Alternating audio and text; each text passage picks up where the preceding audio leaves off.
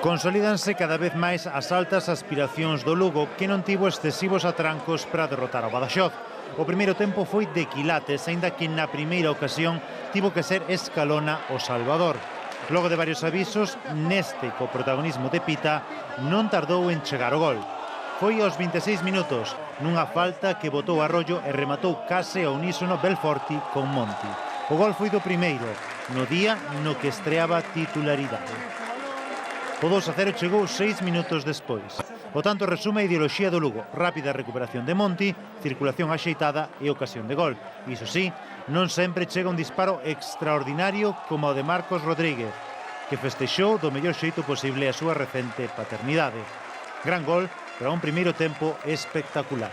Hemos controlado perfectamente todas las opciones ofensivas de ellos y yo creo que hemos hecho una primera parte extraordinaria. En la segunda, pues bueno, lógicamente hemos aprovechado las contras.